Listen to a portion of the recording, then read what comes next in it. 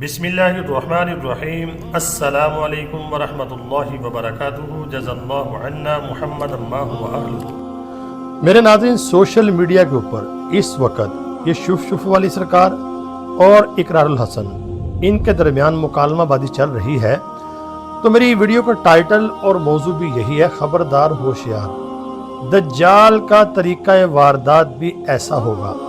ان دونوں میں کون ٹھیک ہے؟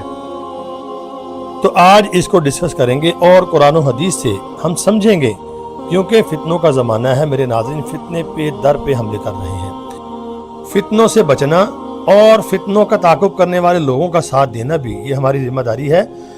اقرار الحسن نے پیچھے ایک ویڈیو بنائی تھی اور اس نے کہا کہ علماء کرام کو اس نے مخاطب کیا اور کہا کہ آپ اس معاملے میں میرا ساتھ دیں۔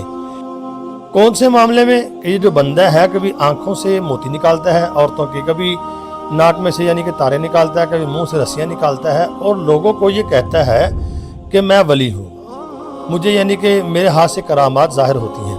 تو اقرار الحسن نے اس کو چیلنج کیا کہ تو میرے سامنے یہ سارے کام کر کے دکھا، میں تیری کرامات ساری واضح کروں گا۔ تو کرامات دکھاتا ہے یا شبتہ بازی دکھاتا ہے؟ تو اس نے اقرار الحسن کا چیلنج قبول نہیں کیا۔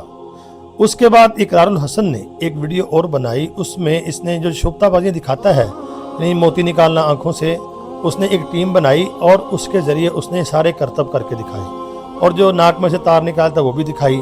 اور بہت دیکھیں، جو بندہ حق بات کر رہا ہے اس کا ساتھ دینا چاہیے۔ تو میں نے جب ویڈیو دیکھی تھی، میں نے پلان کیا تھا کہ میں انشاءاللہ اس کے اوپر ویڈیو بناؤں گا۔ تو اقرار الحسن نے جو یہ شبتہ بازیاں دکھاتا ہے ساری وہاں پر دکھائیں، تو پھر چیلنج کیا، کہ پہلے بھی چیلنج کیا تھا لیکن اس نے چیلنج قبول نہیں کیا، بلکہ کہا کہ میں تمہارے پاس آنا چاہتا ہوں، تم میرے سامنے کر کے دکھاؤ، میں تمہیں جو تم یہ کرامات دکھاتے ہو میں بھی ایسی کرامات کر کے دکھاؤں گا کہ جس طرح تم کیل نکالتے ہو منہ سے یا زنجیریں نکالتے ہو میں بھی نکال سکتا ہوں۔ پھر اس نے واضح طور پہ ہر چیز دکھائی اور اس کے جھوٹ کو بے نقاب کیا، پھر بھی وہ نہیں مانا۔ پھر اس نے آخر چیلنج کو قبول کیا۔ تو اقرار الحسن وہاں پہنچا، تو وہاں پر پھر کیا ہوا؟ تو وہاں پر اقرار الحسن نے پوچھا کہ آپ ولی ہیں؟ تو اس نے وہاں صاف انکار کر دیا، میں تو ولی نہیں ہوں۔ اصل بات کیا ہے؟ میں اپنے آپ کو ولی نہیں کہتا ہوں، میں اپنے آپ کو ولی نہیں کہتا ہوں۔ پھر اس نے پوچھا تم پڑھتے کیا ہو؟ وہ اس نے نہیں بتایا، کہتا بسم اللہ پڑھتا ہوں۔ بسم اللہ سن لیں، بسم اللہ بھی پڑھنی نہیں آتی۔ میں بسم اللہ الرحمن الرحیم پڑھتا ہوں، اس میں کسی کا کوئی میں بسم اللہ الرحمن الرحیم پڑھتا ہوں، بسم اللہ الرحمن الرحیم پڑھتا ہوں۔ آپ اندازہ کریں، اس کو بسم اللہ بھی پڑھنی نہیں آتی، بسم اللہ الرحمن الرحیم یہ بھی نہیں پڑھنا نہیں آتا۔ تو حیرانگی یہ ہوتی ہے کہ ان کے ساتھ اتنے لوگ کیسے لگ جاتے ہیں۔ ہزاروں میں لوگ اس کے ساتھ یعنی کہ لگے ہوئے ہیں، مرید ہیں، لیکن اقرار الحسن کو یقین کرے شاباش کا مستحق ہے، اس نے اس کو ایکسپوز کیا۔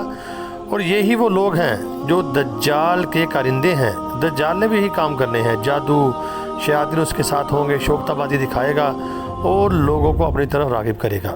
قرآن و حدیث میں ہمیں جو دجال کا ذکر ملتا ہے، دجال کے بارے میں یہی آتا ہے۔